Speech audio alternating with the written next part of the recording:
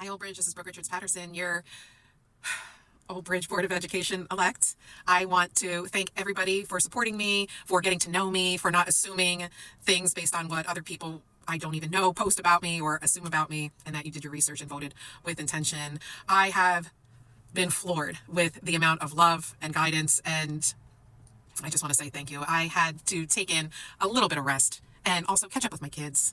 And that's going to continue throughout the holidays for me and for us. I did not do a recap of our last Board of Ed meeting because it was to promote Dr. Sasso, our next up-and-coming superintendent. We already knew that that was coming based on the agenda, and it was his time to shine. I didn't speak at the public comments, and there were things touched upon that really said everything that needed to be said as far as I'm concerned, just the way I was treated by some of the people involved, and I do appreciate people coming forward and speaking up about it. I appreciate that on several different platforms that I just don't entertain. You know, I used to tell people last year, don't send me screenshots. What is the point? I can't defend myself in some of these groups. It's always people that don't support me anyway. I'm not going to engage, and it's certainly not going to help me by knowing anything. It's not bringing value to my life by hearing the same people that post negative things quite often have negative things to say about me. I mean, what is that going to accomplish? So I like to stay in my lane and stay focused on my goals and what I'm doing and lean in to my foundation, which is my family, my circle, my supporters. And that's what got me here, right?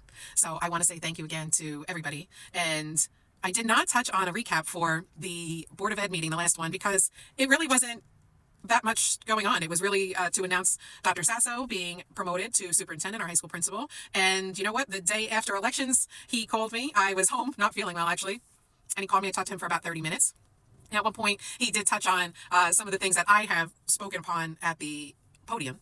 So we agreed that we're going to talk this out, and we're going to meet this week bright and early. I told him I'm an early bird, and he took me up on it. So I'm meeting him early Thursday morning.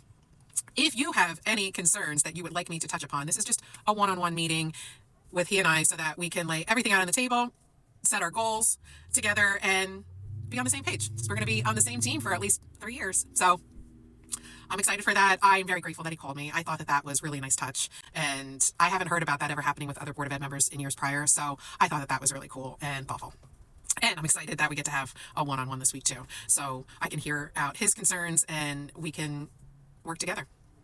We did have a special services meeting recently, and it was brought up that the Department of Education for New Jersey has a funding survey on their website. I'm going to link it to this post. I want you to please click on it and respond to it. You know, if we get enough people commenting on it, maybe it'll help us.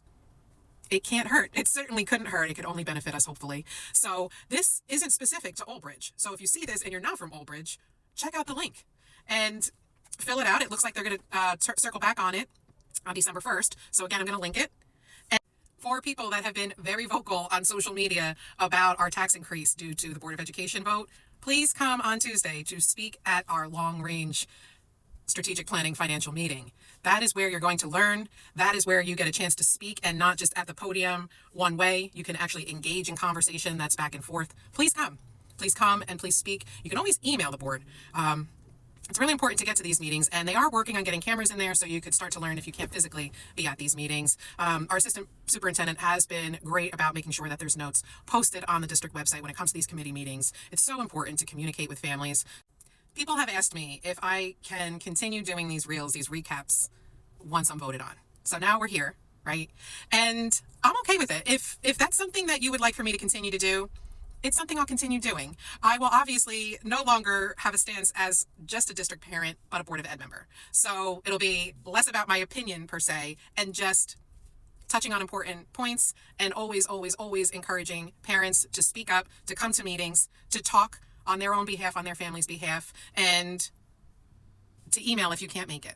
Okay, I'm doing everything I can to make sure everything is communicated out to our families in the best ways possible, in the most in-your-face ways possible. But staying silent just means you're okay with the way things are on any level, right? So again, if you want me to advocate for you and help us know what's going on. Help us see some things that sometimes people don't see. Your opinion is valuable.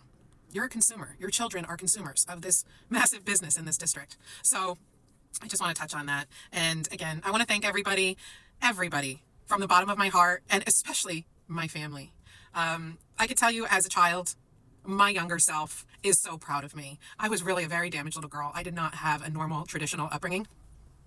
And I could say I've been living in survival mode since I'm like 4 years old. Just not normal circumstances in a lot of ways. And if I didn't have such a hands-on grandmother and my grandfather, I don't think I'd be here today in any way, let alone this. And I only wish that they were alive to see this. They'd be so proud of me. I'm so proud of me. And, you know, for the candidates that didn't make it, keep showing up, keep advocating for your families, keep advocating for yourselves. You know, I didn't give up.